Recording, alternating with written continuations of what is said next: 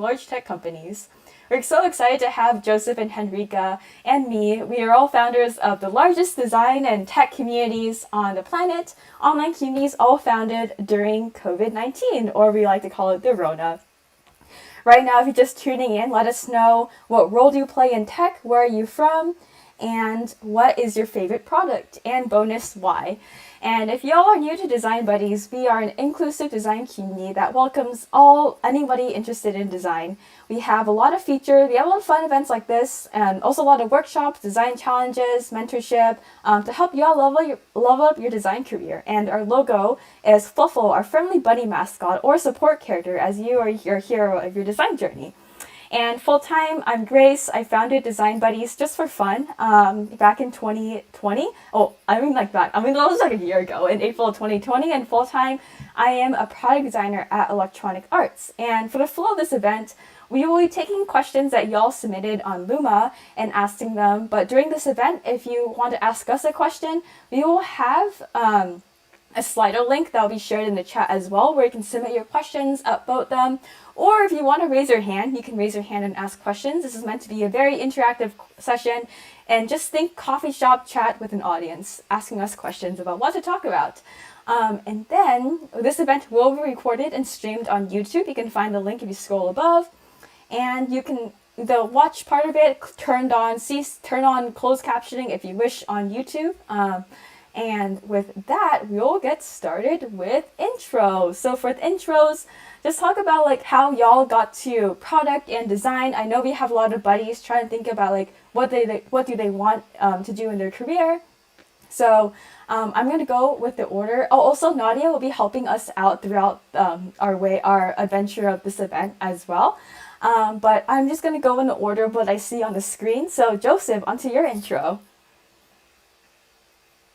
All right. Thanks for having me, Grace. I'm Joseph. I am working sort of in a generalist product and operations and writing role at Salesforce. I literally just moved to the Bay Area like last night, and I'm like trying to move into my new apartment. And yeah, I'm the co-founder of TechPod, which we started last summer during the Rona. And yeah, that's about it. Awesome. Which part of the Bay? Or I definitely am in Silicon. San Francisco in the Mission, where I've heard all of the Gen Zers kind of are attracted to. So Nice, yeah, nice. Mission, sort of like close enough to Salesforce, but still in a somewhat niche area. Nice. I'm also the Bay Area, but way down south. But yeah, that's so awesome. I just like moved in yesterday. Wow. Yeah, yay Pacific time. And yeah, Henrika, we'd love to hear your intro. Hi, everyone. So, my name is Henrika. I am the co founder of Product Buds, which is a community of aspiring and early career PMs, which was also started May 2020 last year. And yeah, right now we've grown Product Buds to over 16,000 LinkedIn community following. And during the day, I am a product manager at Microsoft working on Microsoft Teams.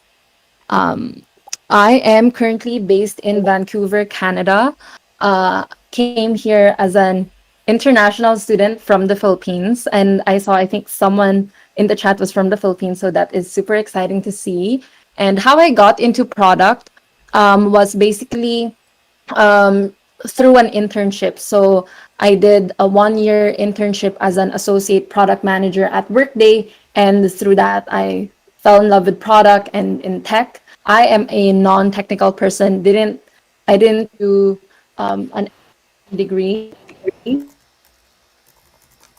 Like that whole AP experience coming from a business background was eye-opening for me. I did not imagine myself to be in tech, but I'm happy to be in tech today and helping others break into tech, more specifically product management through Product Buds. Yeah, thank you so much for sharing. We also have a networking sheet where you can connect with fellow people. Um, yeah, and so we would love to hear more about. Sorry, I have some like technical difficulties running it back here. Um, Yeah, and so for me, I'm sure you all know me. For those of new to Design Buddies, I started Design Buddies back in April of 2020. And for my journey to product design, I actually am from the Bay Area. And when I grew up, I always wanted to be an anime artist or a game designer. Um, and then later discovered cross country and track and loved running in high school, and so that's why I majored in bioengineering in college, because I wanted to learn how to biohack myself to run faster. But then I realized pre-med and internships, I was like, ugh. I didn't really vibe with like the cells and like the biomolecular engineering part of that aspect, so I decided to pivot into game design, and game design development and VR. But then I actually had a kind of hard time finding like entry level or internship roles, so I started like look elsewhere, look at other types of design. That's how I found product design. And so yeah, I did major in bioengineering. So when I graduated from undergrad in 2019, I studied bioengineering and computer science and engineering, but now I'm not doing any of that in my day-to-day life. And how I got into product design was a series of like self-teaching myself, joining a lot of communities like Design Buddies, looking at resources, and just seeing and just like doing a lot of hackathons and projects and jamming with people like through these like project jams, hackathons and stuff, and building a portfolio, a lot of networking on LinkedIn, and starting my internship at EA in June of 2020, and later starting full-time in December of 2020. So I've been here ever since. And yeah, and for Design Buddies, I kind of just did it for fun, and then it kind of blew up, so that's where we're at right now. Yeah, we love non-traditional backgrounds. Yeah, biochemistry to design, nice. That is so awesome. And if anybody is majored in something else and pivoted into tech, or design a product, software engineering, let us know what you came from. We would love to know your backgrounds as well. This is meant to be like super engaging, so engage with each other, and also you can put each other on your, you can also put your bio on a networking sheet and connect with each other there. And then, yeah, and also on LinkedIn, feel free to send each other personalized connection requests saying that y'all met from this event. And we're going to go on with the next question, which is the question that is kind of the topic of this event, is how did y'all build your community? Like, how did it start? Like, what's the full story? And I guess, Joseph, we can start with you since you're on my screen, and we can just like rotate. Cool. Yeah, so last year, oh, sorry, I'm just kind of hearing my echo, but okay. Yeah, it started sort of last year in summer 2020. My internship got moved to remote, and basically I wanted to make friends on the internet, since I wasn't able to move to SF for my internship. And as I talked to people on LinkedIn, just went on a lot of coffee chats. By the way, I'm like very much an introvert, so networking was always very scary for me. So COVID was actually a little bit of a blessing in disguise, in just kind of like lowering the barrier to entry for networking, and just talking to dozens and dozens of people on coffee chats. And as I talked to more people, I felt a lot of trends. And some of the trends were, uh, college seems to not do a great job at showing people what careers are out there, especially for business and other non-computer science degrees. And,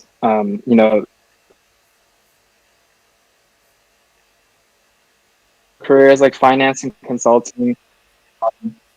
And another trend that I saw was that people were really interested in the tech industry, but didn't necessarily want to code, and they were interested in other roles like marketing and sales and design, product, and yeah. So we basically just started creating a bunch of events. We had created a newsletter and a few mentorship programs to spread these resources, and actually, Product Buzz was a pretty big help for us, early on. I mean, all the student communities were like Design Buddies, Product Buds. I think we all kind of did a lot of collaborations and engage with each other on LinkedIn. And there's a bunch of like LinkedIn growth hacking stuff I could describe, but basically, I just started posting a lot on LinkedIn, and people really resonated with that idea that you don't have to be a coder to work in tech.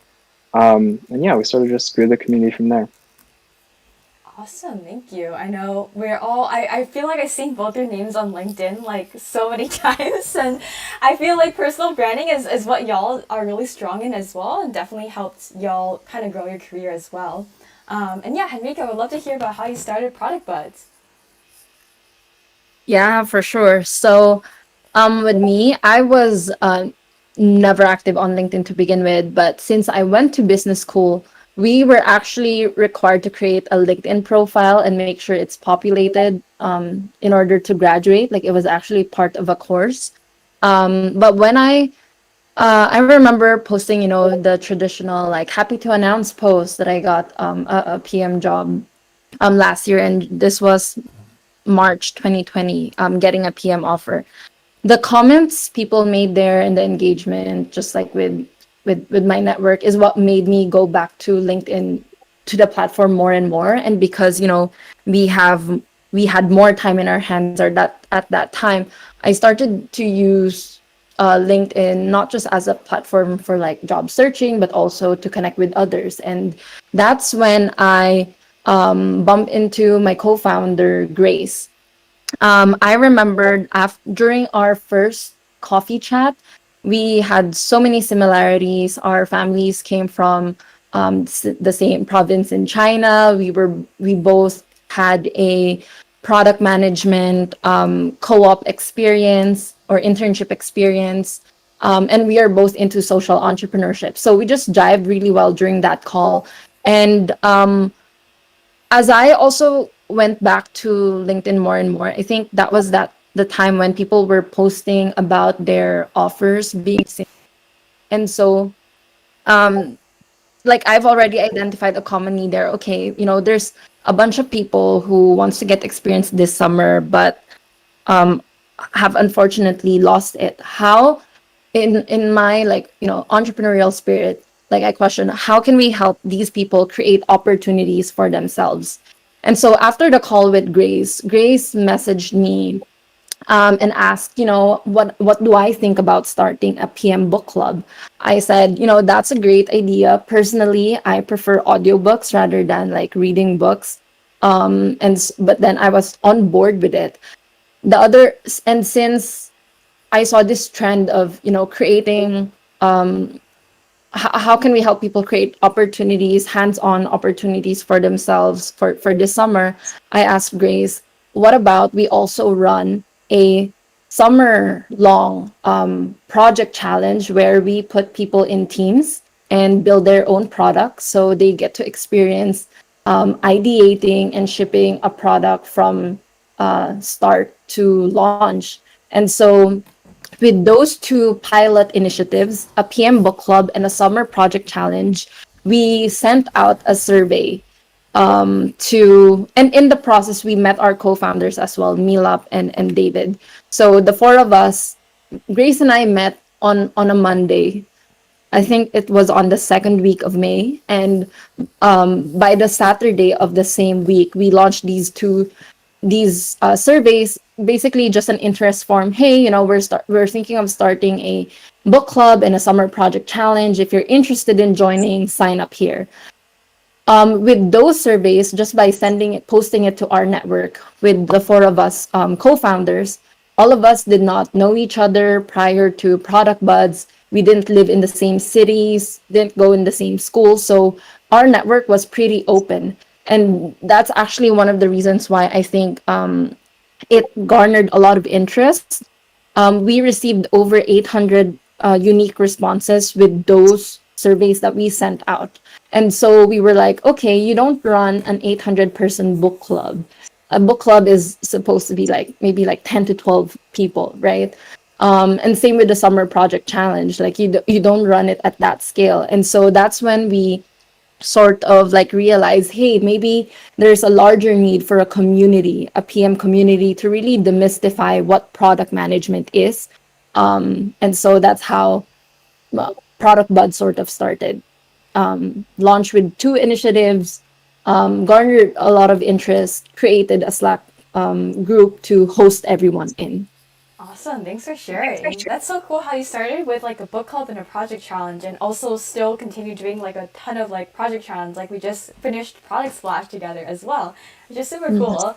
A big deal there how Design Buddies started. It was really random. I felt like a small potato in this big world of design when I graduated with like engineering degree. I was trying joining other design communities like on Facebook, Slack, I don't know, just like anyone I could find out there.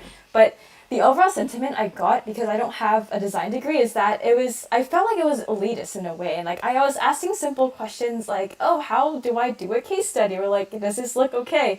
And then people just like shaded me or just like they didn't make me feel like part of it or I was just like really made me feel like an outsider basically. And I really loved product design. I thought it was super interesting. Really wanted to learn more about design, product design specifically.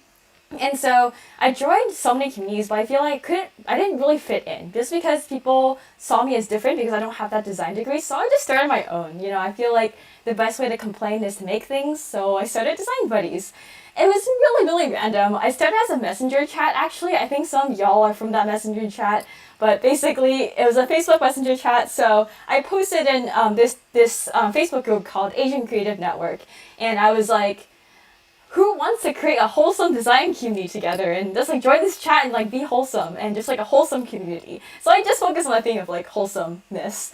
And yeah, and then soon the Discord Messenger chat became a lot to keep up with because it's like one linear chat. So I decided to create Discord and it kind of just blew up. And the overall thing that kind of kept it going is I just try to create a place where people feel like they belong and they feel like they can ask questions without feeling judged. I feel like that's also really important, especially anybody new going to a career and stuff like that too, to have that kind of community. And thank you everyone. And I also saw in the chat, by the way, we don't really anybody is welcome to join Design Buddies. Like, don't feel like you're too old, too young. We're meant to just be wholesome and just support each other and just be friendly and share resources and knowledge with each other as well. And so, no matter what kind of background you're coming in from, we welcome you. So it doesn't really matter where you're coming from, even if you're a career transitioner or really young trying to learn about design. So. Yeah, and that kind of segues to our next question that was submitted is, I know sometimes, you know, it's really hard to keep track of one thing if you just grow on your own. So the next question is, what is your good and bad experience while growing your team? And what are key points to be considered when making a good team? So I'm going to paste that in the chat as well. And we can go with Henrika first, just switching orders. Yeah, for sure. I think I would rephrase this question as, like, I think there's lots of good experiences, but there's also lots of challenges. I think, Grace, we talked about this, but those, as cheesy as it sounds, we learn from those challenges. So I would not say they're necessarily bad experiences, but good experience is like, I remember when I was still recruiting for PM, and I would try to network and reach out to all these like senior PMs, to pick their brain or just really get insight from them. I would barely get responses. And understandably, just that's just because people are busy, right? But when Product Bud sort of blew up, it became reversed. Like I see senior PMs adding me on LinkedIn, coming to me and our team and basically like volunteering, wanting to speak at Product Buds, wanting to give back. All of a sudden I'm getting responses from all these like VPs and higher up PMs who I felt like I could barely reach or before and just like are hard to contact with. So I think that's one of the perks is if you've built a community and then you offer a platform where other people in your industry can benefit from, and like it's something where you can use to add value to other people. I think that's one benefit of, or I guess like a good experience of launching Product Buds. The other one as well is just, for example, with Product Splash, right? And Protothon, which is the earlier iterations of it, where we put people in teams to create a product together. Putting all those programs is very stressful. There's a lot of logistical work that needs to be done.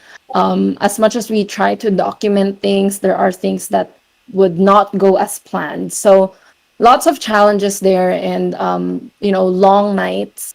But the best experience and what's most rewarding is really hearing, connecting with participants during office hours and during pitch Teams to day, create a and product just together. seeing their output, seeing their work, and then just hearing how those projects that you gave them a platform to build has helped them love their craft more and has made them more confident and prepared in the recruitment process. I think that's one of the most rewarding experience, and that makes all the late nights worth it.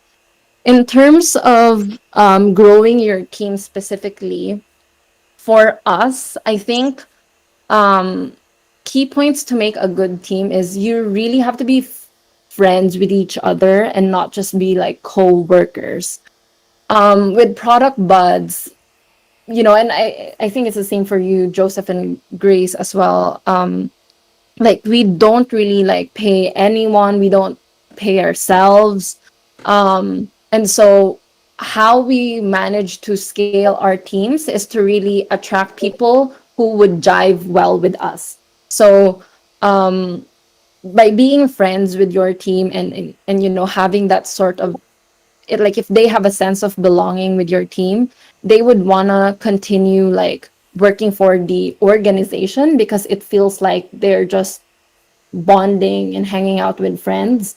And they get, double benefits, right? One is the social aspect of, like bonding with your friends who happen to be your teammates as well. And two, also creating an impact to the community that we serve.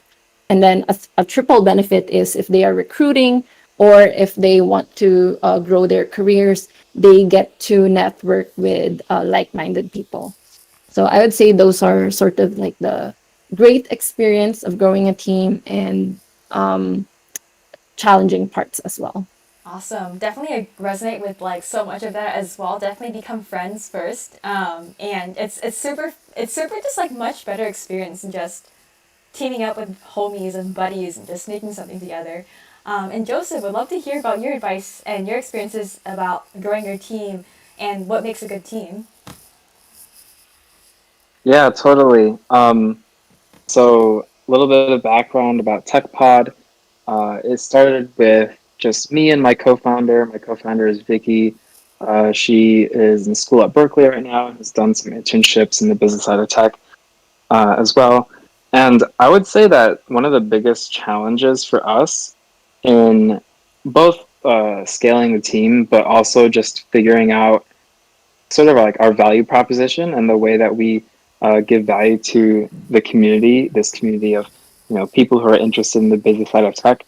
Um, that challenge is shiny object syndrome, and you know, Vicky and I are both very entrepreneurial. We love trying out new things and just that 0 to 1 mindset of just creating something from nothing, which is really good. Innovation is great, and we really followed models like the lean startup model, like creating MVPs and iterating from there.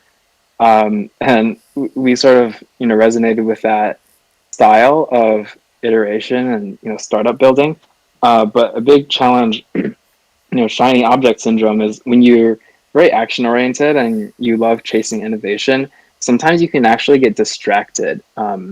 And something I realize is that it's better to be focused on one or two things that you're really great at than be focused on like 5 to 10 things that you're just like okay at.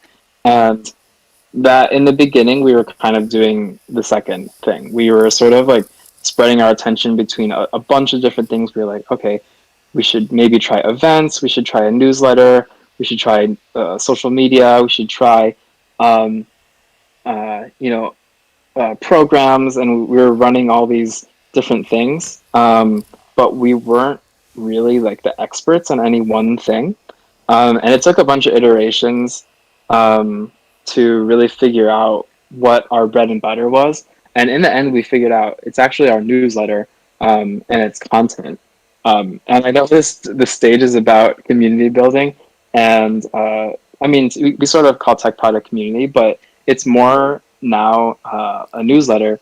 And this newsletter is filled with resources, job postings, and just other like free opportunities to get connected with people in the tech industry and learn more about ways to break into the business side of tech.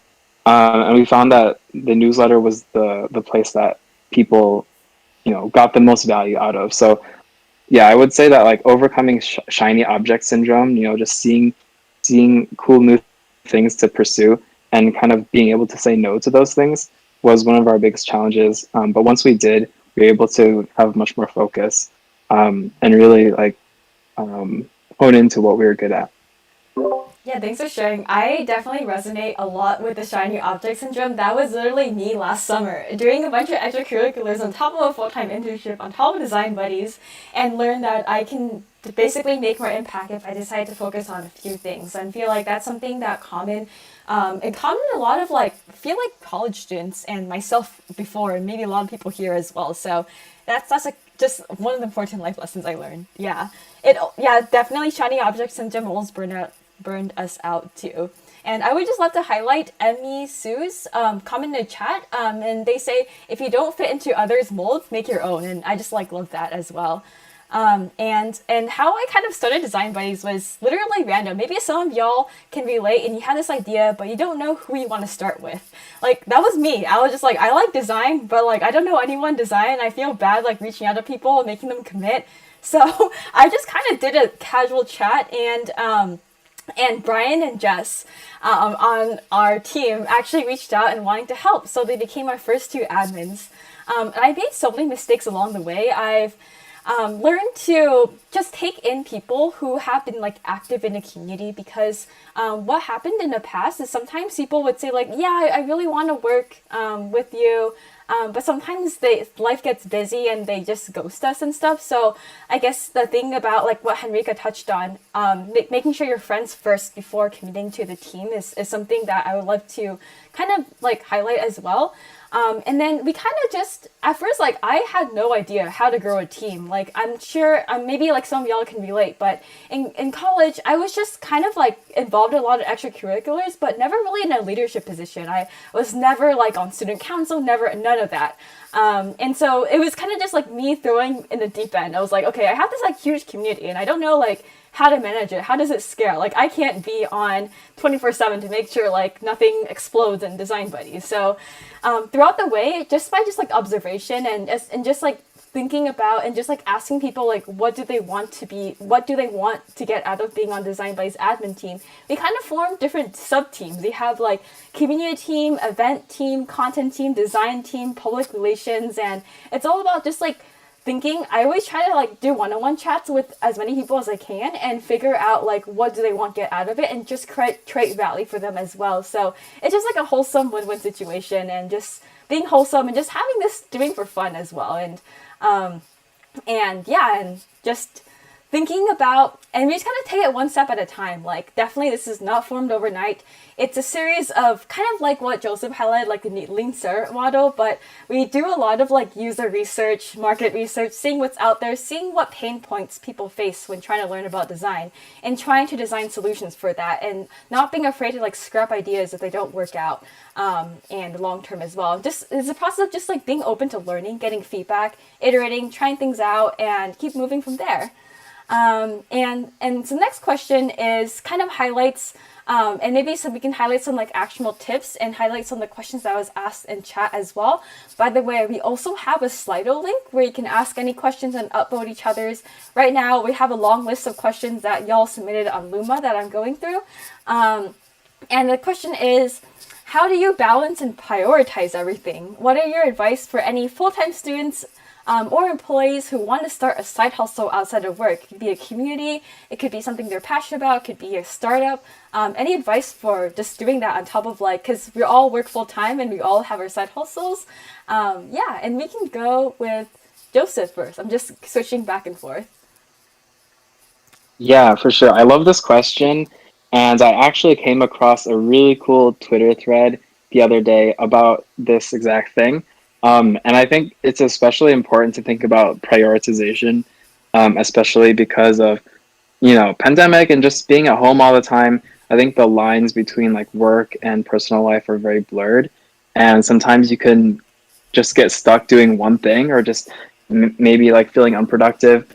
And I think that, so I'm just going to paste the thread in the chat actually, but basically it's this concept of sacred hours. And basically the idea is you should create at least 2 hours every day where you are the most unreachable and also productive. So it's basically 2 hours where you turn off all your notifications. You uh, you don't let anyone message you or schedule meetings, and you schedule this time in advance so that you know that you're going to just work. Because in reality, like even if you have a 8 hour workday, you're usually only working for 2 hours of that, 2 or 3 hours of just deep work, if you're lucky. And yeah, so like choose in advance 2 hours every day for the rest of the week where you're very unreachable and very productive. And it's different for every person. Like, for example, I find that I'm the most creative and productive at like 1 in the morning. And it's kind of weird to some people, but for me, that's like how that's where when I'm productive. And also, it turns out that's when I'm very unreachable. Most people are just sleeping at that time. So, um, yeah, I think just like this idea of setting aside time um, really helped me um, just like think about uh, when like yeah, just setting aside time to basically work on the side project, because there's lots of other stuff you can read about consistency, but I really think that consistency over the long term, just daily habits, um, really makes a difference in the long term. Another book you can read is Atomic Habits, of course, by James Clear. But yeah, that's my little productivity tip. Yeah, I love that. Love sacred hours. I definitely need that in my life. And plus one to Atomic Habits. I also read that book as well. And Henrika, I would love to hear about how you balance and prioritize everything. Yeah, to be honest, I feel like this is something I am still learning and I'm constantly still trying to find the solution for. But I love the that you articulated the sacred hours, Joseph. Personally, for me, I've had sacred days and even weeks sometimes. Um, and it's because I don't know. I feel like I am an ambivert, and my introverted self just needs time to like replenish. As a PM, I'm in meetings all day, constantly talking to people. And then, as a community builder, it's the same thing. You're interacting with all sorts of people and stakeholders. And so what I've learned is that, I cannot pour from an empty cup. So I've started to really, set boundaries and make sure that I spend time with myself, get some self replenishment, and be re energized. And people would understand because I think it's better to be um, present when you're around people and be in like a positive mood or mindset rather than being with people. But then, if you're burning yourself out, or if I am if I don't feel rejuvenated, then it will also reflect on my outlook, and I don't want that to impact my relationships. But in terms of, I guess, like prioritizing and balancing everything as well, apart from having sacred days, it's just doing things that, like self-care, right? I think with it's just really, so for me, what rejuvenates me has changed over time. I know for Grace, for example, like you love running, and that really like gets you going, right? So it doesn't matter if you stay up late, but that sort of refreshes your energy. For me, it's really connecting with like friends and family back home and having those like FaceTime calls and all that. So it's also like making time, like even when I sacrifice sleep, like this might not be the healthiest advice, but I think my spirits are rejuvenated if I, for example, like connect with friends back home. Something that I also started doing is just like taking walks, and just like getting some fresh air. I'm someone who is hard. Like I find it very hard to move away from the screen once I'm in the zone, doing things. Like I just sit on the screen, stare at it all day, and don't want to leave it. And even when like my productivity is depleting because it's been hours of me doing work. Like sometimes I would still not leave my desk, for example, because the job is not done, and like I just want to, like finish it all in one go. But I've learned to take healthy breaks and just, to add more movement into my like routine, and that helps me refresh as well. In terms of scheduling everything, what I'm trying to do is like move from a concept of time management to energy management. So it's really finding out like what are the hours that I feel most energetic at, similar to what Joseph said, and really trying to like schedule my tasks based on those. So say like for my low hours, I would do something very menial. But then on my prime hours, then it would be a lot of creative work and thinking. So it's just learning what works for you and not necessarily following a box or someone's productivity hacks. Yeah, I love that. Definitely just adapting to what works for you as well. And just because you see someone like, oh, like, let's just say you see me posting, like, yeah, I just ran like 10 miles and I feel rejuvenated. But I just want to say that, like, it's okay if you don't like running and you don't have to, like, fit yourself into those, like, toxic productivity. I feel like there's just so much out there. Like, oh, I have to do yoga, I have to drink my green juice, whatever. And you don't, yeah, it's all about based on what you works, like what works for you. And I can also relate, like, I'm definitely an ambivert as well. If I have too many meetings, I get kind of drained. Yeah, and I guess how I kind of balance and prioritize everything is a kind of act of setting boundaries and saying no. I've learned this the hard way because I went through the largest burnout of my life early 2021 actually. It was because I felt like I was such a people pleaser. I was actually kind of insecure with myself and needed to, I thought the more I said yes to people, the more they would like me. But then I really think about it, like, so what if people don't like me? They're not my manager. They're not gonna like lower my salary. It doesn't matter.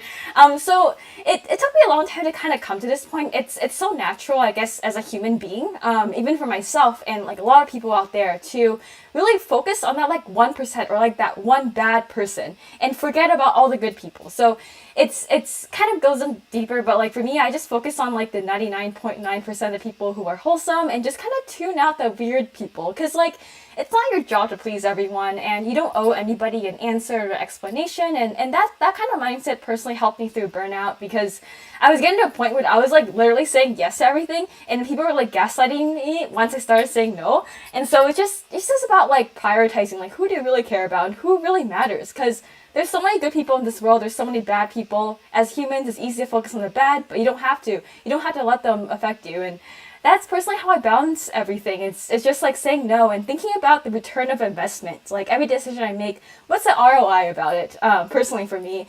And also just at work, sometimes I do, as a designer, like I collaborate a lot with like product engineer, other designers, researchers. So sometimes my schedule is like 7 to 8 to 10 meetings. And I noticed that like once I get up to 7+ meetings, I kind of get really, really drained. So what I started doing is I started blocking my whole work calendar. If I see like one day has 7, I just like block out the whole thing. And then I don't like morning meetings because I like to run in the morning. So I just block out my whole calendar in the morning. Because it kind of makes it easy because we're all working remotely, but that also helps me just find balance and setting boundaries for work, setting boundaries for people I interact with, setting boundaries and everything, so that I can not be a people pleaser, so I can make more impact in the long run. That's how I basically prioritize everything. And I also think about like what personally gives me energy and kind of structure my life that way. And what gives other people energy might not give me energy. It doesn't matter. It's not a one size fits all, and that is totally okay. Um, and yeah, catching on some great topics here. So there's some questions that are also submitted in the chat. I'm trying to find a way to incorporate as many as we can as we have 14 minutes left. And so let's go with what are the biggest challenges you faced along the way while building your communities or even your careers? And how do you overcome them? And what's the main drive that kept you motivated during the most difficult time? And we're going to go with Henrika. You're switching orders. I feel like this is such a big question, and it feels like I'm in an interview. But I guess one of the biggest challenges is so early on in Product Buds. I think 1 month into launching the community, someone or a group offered to acquire Product Buds for X amount of price. And at that time, being entrepreneurial, we were like, oh my gosh, this is so exciting. And um, we got so excited about it. But then if you really look at their proposal, now that we're not so naive, it was basically an offer that is not desirable, and what they were offering is something else, but they reframed the offer into being an acquisition, and basically tried to sell that our careers as founders would accelerate if we agreed to be bought by their group, and but at the expense of the integrity of our community. And so I think one of the eye-opening thing for me is that shiny object syndrome that Joseph pointed out earlier. Is sometimes when you grow a following, a community, a brand, you will be offered by so many opportunities, but you have to really look at what are the motivations of people, and see what's in it for you, what's in it for your community. Are the people who are offering to collaborate with you, do they have values that are aligned with you? um that's a huge part. I think just being more aware of social dynamics, and not to be very naive. The other part is, I would say, uh, copycats. Um, we had one mentor in our products product / early iterations before, who created PM Buddies Club. So we are product buds. And then this mentor, all of a sudden, I just saw in like a product management Facebook group, he or she or they posted, "Hey, I'm starting a community called PM Buddies Club. We're doing a book club and a summer project challenge. Everything is the same." And like, the first reaction that me and my co-founders had was, feelings of being betrayed, right? And being sort of defensive, like, oh my gosh, like, we're gonna get copied, like, how is it gonna affect our brand and our community? What if people will be confused, between like Product Buzz versus PM Buddies Club, just because it's so like similar. But what I've learned along the way is to really like not focus on people who try to copy you. Treat it as some sort of a flattery, but at the same time, like, if you think about it, there's hundreds and thousands of people who want to be a PM. And if another organization chooses to provide value and help PMs, then that's great, right? Like, we can all, there's more people to help. Like, obviously, as much as, for example, in Product Buds, we want to host everyone. We want to provide all these opportunities to break into product. There's limits in capacity.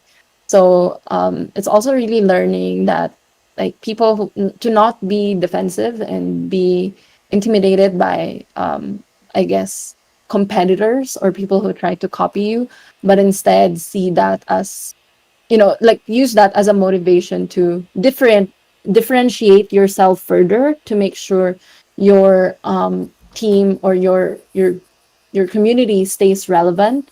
And at the end of the day, a product and a design principle is focus on your users, not really what your competition is doing versus not doing, and what you're doing versus not doing compared to them.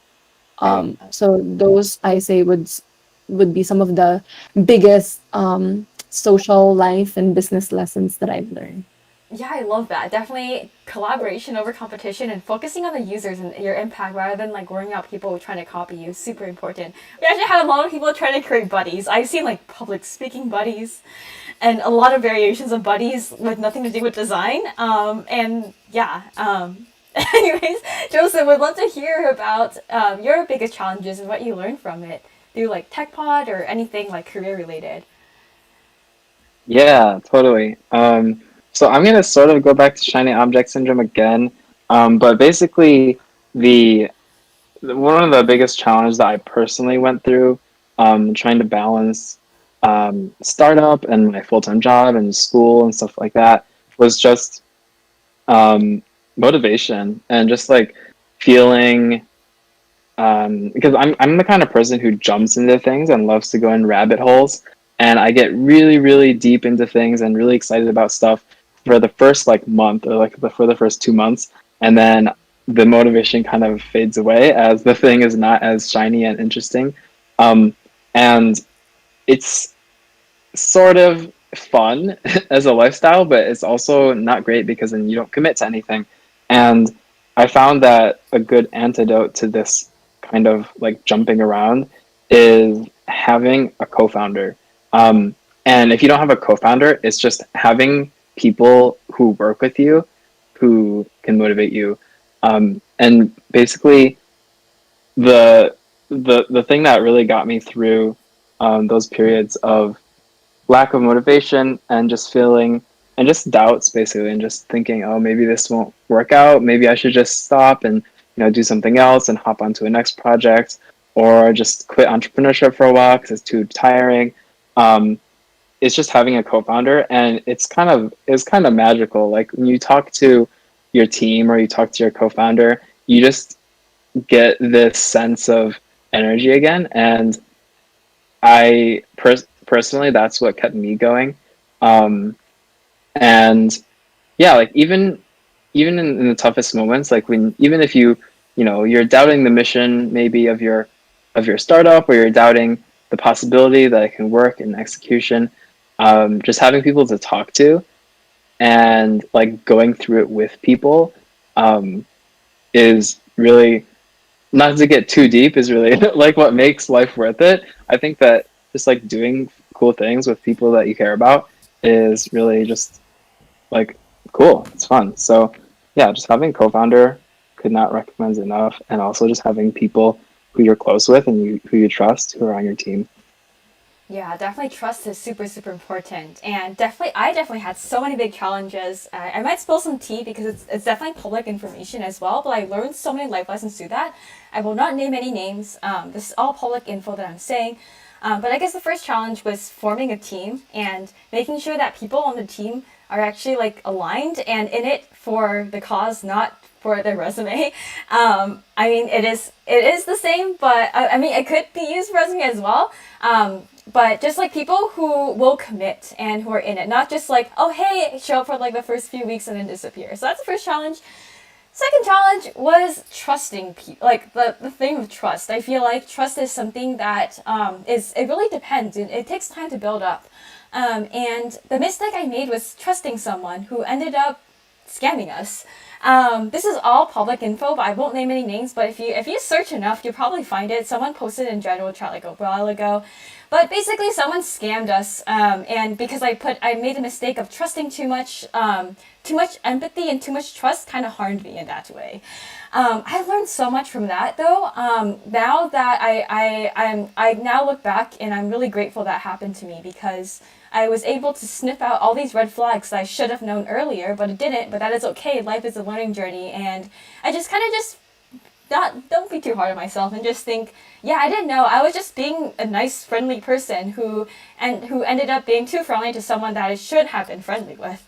So yeah, scam, fraud, yeah, all those stuff. So yeah, definitely important life lessons here. The second one is making sure that everything is documented. So anything revolving partnerships, sponsorships, make sure to just document everything. Having meeting receipts on having alignment and contracts and stuff is just something I just want to throw out there, and making sure if you're partnering, like everything is equal. We had some, I like learn from those experiences. And business is a value exchange. If you are doing a sponsorship, this is a value exchange, not a gaslight for more power.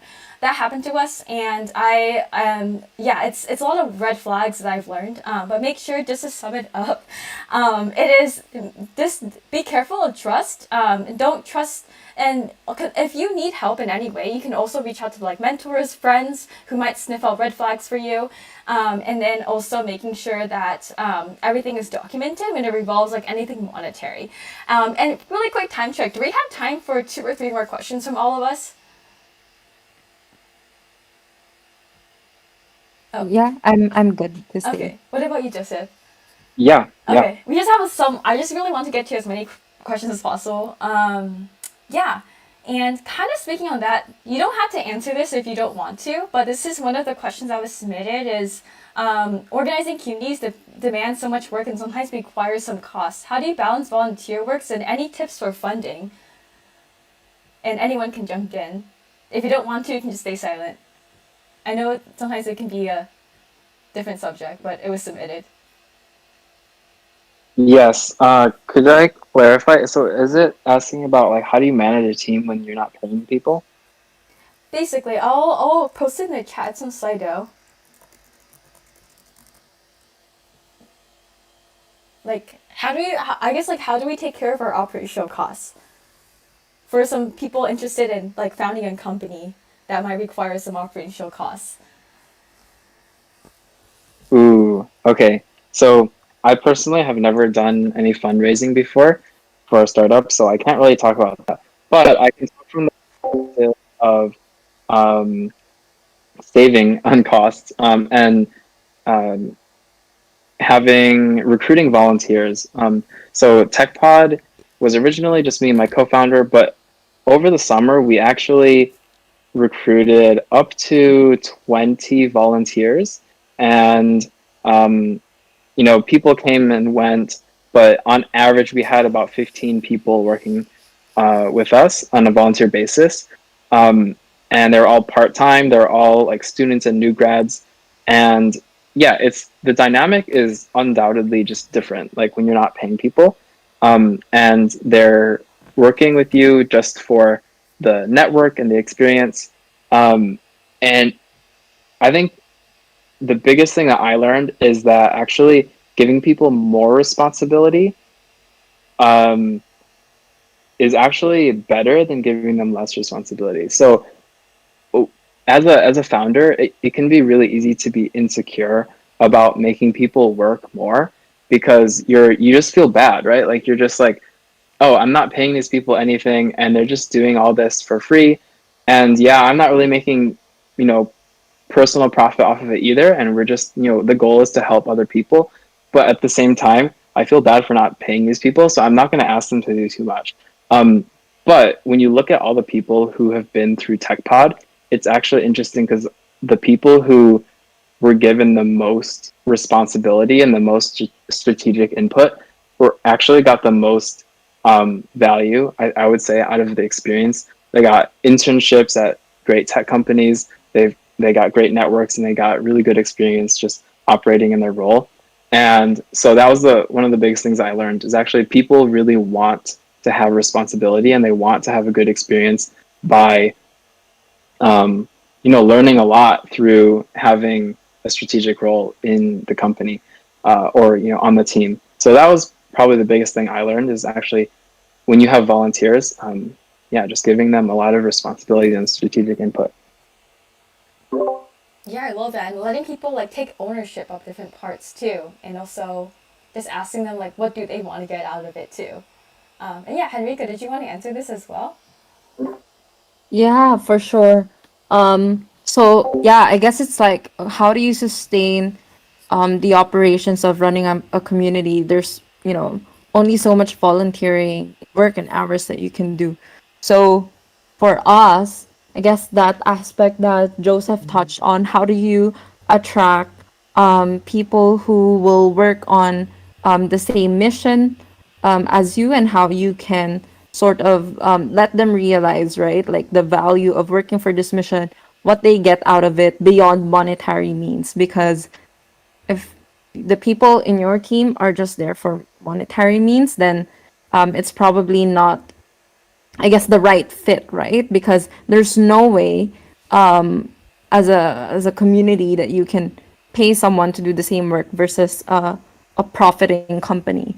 But for us, for product buds, we now that we're more than a year in, we sort of realize, okay, we actually need to start monetizing, not because we wanna, make this our full-time gigs or pocket money and, like, or create barriers for opportunities, but actually these, when we monetize, it would actually help us fund and sustain the community further, right? Because if, let's say, you are a community builder and you burn out because not only you are volunteering your time, but you have to pocket out expenses to support the community itself, then you might just like drop the community altogether, then no one benefits at all, right? Whereas if you sort of think of ways, how can you create value so that when you monetize, people don't question it. People are like, I see the value in what you're building and what you're offering me, and as a way to support you, I'm happy to pay, to donate, or to sponsor, give, a monetary sponsorship to your organization because it's adding value to me as a stakeholder, right? So for us at Product Buds, like we have monetized from affiliate partners. We received donations from like mentors who just believe in our mission. And then also very recently with our collaboration with Design Buddies, we monetize Product Splash. We want to create an inclusive community, but at the same time, how can we continue running our operations and providing value for everyone, right? So we started charging like a small fee that's very little compared to what people got out of the experience. And so it's really not being afraid of sort of asserting your, as long as you are creating value for your target customer or your target user, like I think the right people would be more than happy to give value back in whatever form you need it to be as a community to support you if they are truly supporters. And then obviously, right, like because we started out as a community, it's not like all of a sudden we don't run any free events anymore. So in order to be inclusive, because there's, like, if you look at our community, all of our communities, there are different market segments, right? And so for people, maybe high school students who don't really have a job, or maybe just a part-time job, they can't afford some of these things.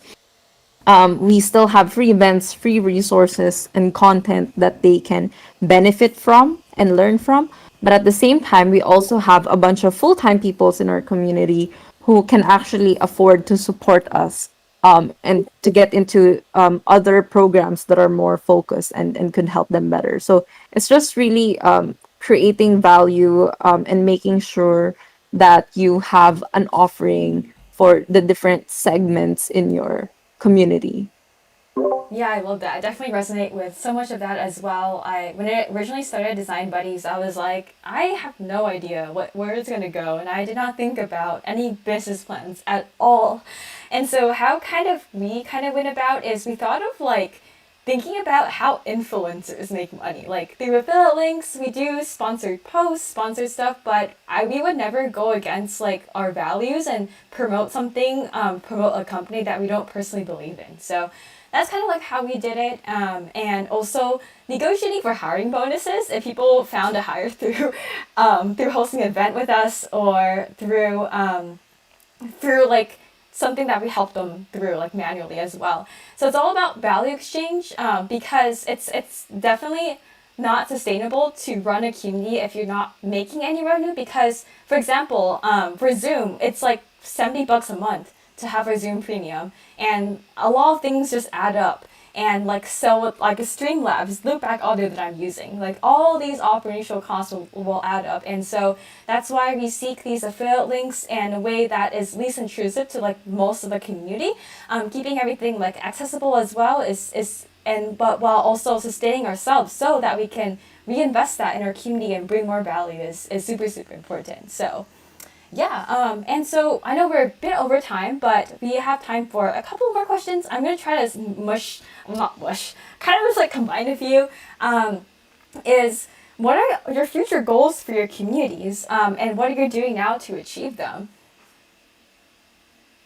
And we can go with Henrika first, and you're switching orders. Yeah, so future goals with Product Buds is to really test more ways to on how we can sustain the community. So we started with Product Splash as one program.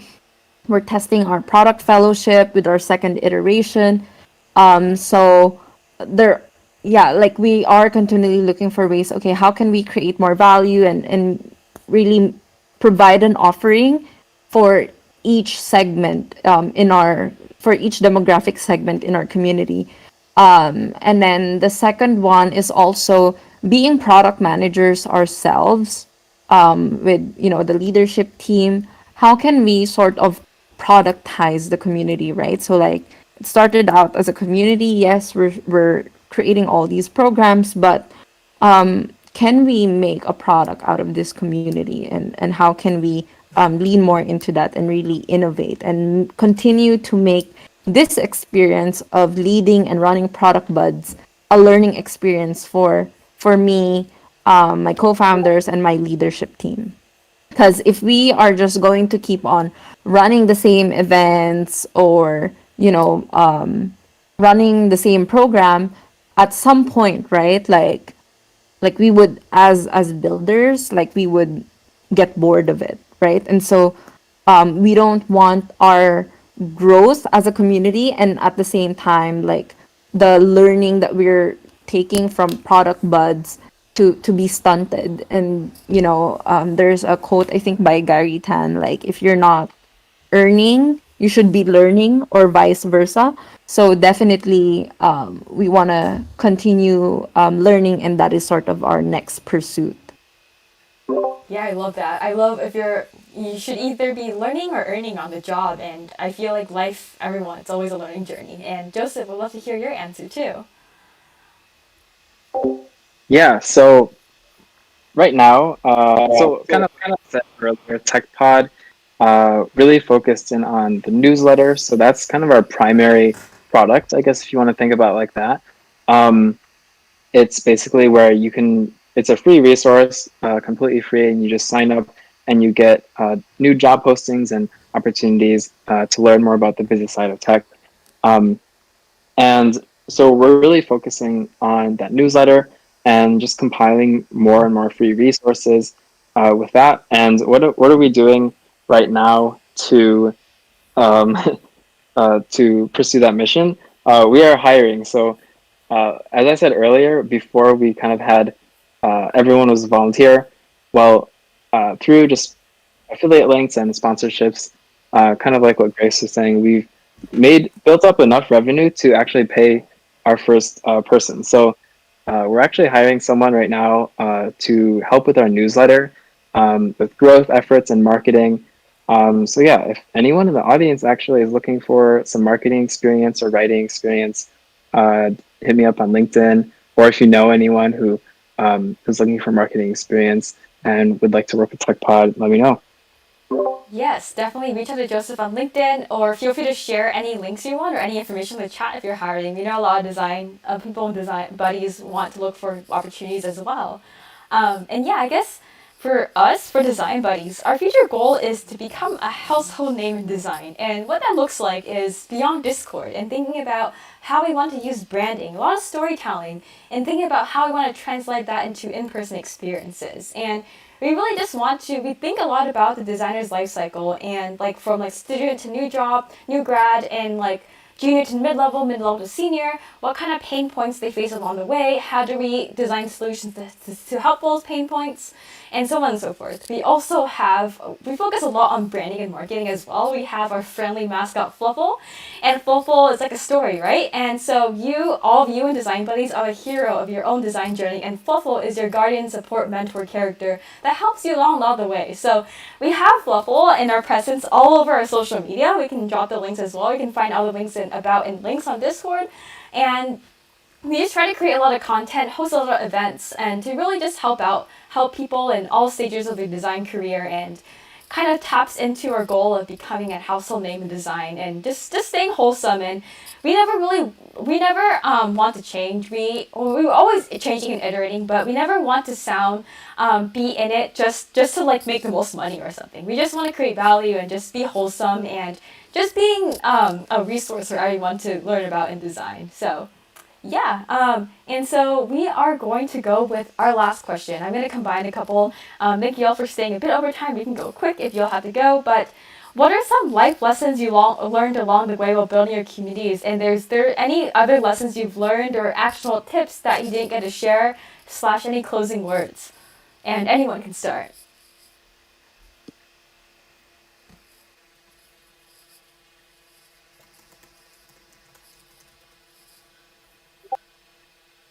I feel like there's a ton of lessons and a lot of gems dropped today, but really, I think it's, um, I know we sort of, what do you say this?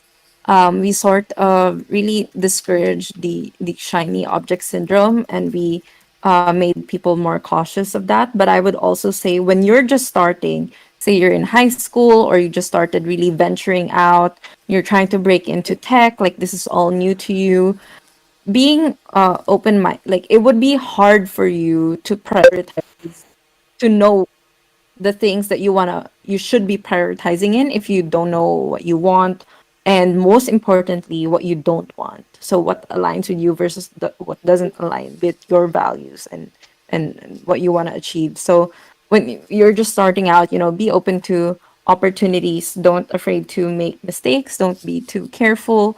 For like for me, and I'm not sure if Grace and Joseph would resonate with this. I think even though the early days of product buds and being, trying to say yes to so many opportunities, like almost burned me out and my co-founders out, we also learned a ton about like, okay, what do we want to engage in the future versus what are the things that we don't want to entertain at all. So when you're just starting out, be open and know that you're gonna make mistakes, but it's fine because you're gonna get through it. Especially with a strong team and a strong support system, and you're gonna get lots of valuable insights from it. And a bad experience is like you still get something out of it. You learn what you don't like, what you don't align in, and that is just as important as learning what you wanna invest your time and energy in. Yeah, I love that. Definitely knowing what you like and don't like, because time is a resource you'll never get back. And Joseph, on to you. Yeah, so that was amazing advice. I kind of want to copy it, but one thing I'll say just to add on is um, knowing your values is super important, and I would actually recommend literally like writing them out. Just like think about your top 5 values that you really care about, and when you write out your values like that, it sort of clarifies them in your mind, because like right now they're probably kind of like floating around, and you kind of vaguely know what you care about intuitively, but I think when you write them out, it really helps um, clarify it, and actually it enables you to put those into action. And that's like something I did last summer. I just wrote down my values and what do I care about. And one of the things was like, helping people who have non-traditional backgrounds, achieve their dreams and do have fulfilling lives. And one way that I saw an opportunity to actually put that value into action was through TechPod and making the business side of tech more accessible to everyone. So yeah, and it all started really just by like writing and journaling, and thinking about what I care about, and then putting that into action. So I think one thing, like one big life lesson that I've learned in the past year is just journaling and just being reflective and really being honest with yourself about what you care about. Yeah, I love that. Plus, along with journaling, I write down my thoughts a lot, and on LinkedIn, I write down my thoughts a lot too, and helps me like process stuff, and highly recommended. And for my biggest life lesson is to just, you don't need permission to do whatever you want in life. Like, take risks. Don't be afraid to take risks. The worst is you fail, but you always learn something from it. And also, don't listen to people who tell you can't do something. This comes in turns with like professors telling me like, "Oh, why you no engineer? You waste your degree." Blah, blah, blah, all these like remarks like that as well. But just because someone might be an authority figure in your life telling you can't do something doesn't mean they're correct. They're an expert in their field, which is great, but they're not an expert in you. So you don't need permission to do whatever you want in life. Don't let anyone tell you otherwise. It's your life. Life is too short to live under someone else's dream. And also self-care, balance, mental health. Like, if people like shame on you for like taking mental health days, then shame on them. I mean, like, if you don't have if you don't have both your mental health and physical health, you can't accomplish anything. So always just make sure that's your priority in life. Because without that, you can't have anything else. You can't help other people if you don't help yourself first. You can't make money to support. You can't give value to other people. Like, make sure to take care of yourself first. You're the first priority. If people tell you that's wrong, then that's their problem, not yours. It's your life to live. And yeah, and also just be kind to people, and just be wholesome, and just be chill. And yeah, I just came in an environment of just being super judgmental and super competitive high school environment. So that advice kind of comes from that as well, just a little bit of my upbringing. And yeah, and thank you so much for for Nadia for helping moderate the chat, Joseph and Henrika for sharing your awesome insights. I hope y'all enjoyed tonight's talk. We streamed it on YouTube, so you'll be able to find the recording afterwards as well. And yeah, and also make sure to connect with TechPod, subscribe to your newsletter, also connect with Product Buds, subscribe to their newsletter as well, hop into the communities, follow Design Buddies on social media. If you also found something insightful today that any of our speakers mentioned, we would love to see y'all post about it on LinkedIn or on Instagram, Twitter, share your takeaways. We would like and comment to boost your all guys' engagement up. And yeah, I'm gonna do like a group photo, but like because there's no photos on stages, so it would just be all of y'all avatars in the chat. Just for the memories, but if anyone has some takeaways, feel free to just drop them in the chat. I've been seeing this throughout all these events, and we just love that. And yeah, any closing works from anyone? And thank you all so much for joining. I'll drop a YouTube link in case any of y'all missed part of it too. I will drop it in the chat. Cool. And with that, we are going to close up. So thank you so much for coming. And as I always say, stay positive and test negative, everyone. I feel like I've been saying that since the beginning of COVID. But make sure to attend our other events as well. We have more coming up on our website, designbuddies.community. You can connect with Design Buddies. And for any of our speakers, feel free to just drop any more links you want in the chat as well. But yeah, and also connect with each other on the networking sheet. And send each other a personalized connection request on LinkedIn saying y'all met at this event. Network each other, make friends, and chill and vibe. With that, I'm going to close off the stage. Thank you, everyone. I feel like I always have to do this Clubhouse thing where I count down 5 seconds. I'm going to stop streaming on YouTube, actually.